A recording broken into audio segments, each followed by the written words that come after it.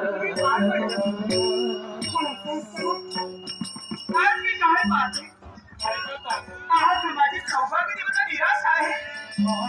अहो माणसाचा चेहरा म्हणजे आरसा आहे. दुःख भाव विनम्रता माणसाच्या चेहऱ्यावर दिसतात. परिणी जाण्यात शक्य मला आहे ना, मी तुमची बायको आहे. मग सांगा ना असं काय घडलं? कुठे आम्ही कमी पडलो का? नाही पडलं ना महाराणी, तुम्ही कुठेही कमी पडला नाही. म्हणून याद आहे मला, ज्यावेळेस तुमचा मला लग्न झाला सप्तपदीचा मला बोलावून तुम्ही माझ्या गृही लक्ष्मीच्या रूपाने प्रवेश केला.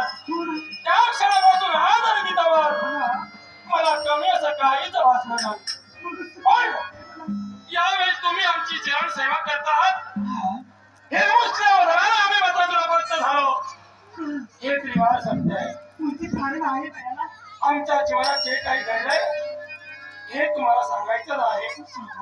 आणि हे सांगण्यासाठीच आम्ही इथून आलो. कारण आमच्या जीवनातील प्रत्येक गोष्ट तुम्हाला सांगणं आमचं कर्तव्य आहे.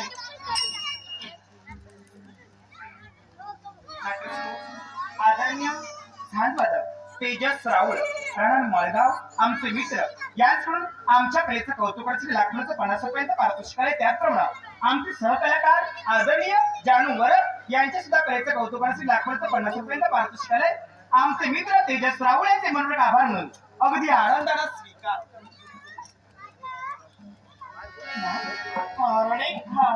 नेमकं असं काय घडलंय हे सांगण्यासाठीच मी इथून आलो.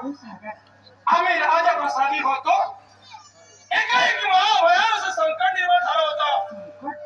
ते संकट म्हणजे कोणीतरी एक महामारी यक्ष आणि तो यक्ष आमच्यापर्यंत यावा. त्या यक्षाच्या मुखातून केविलवाणे शब्द बाहेर पडले.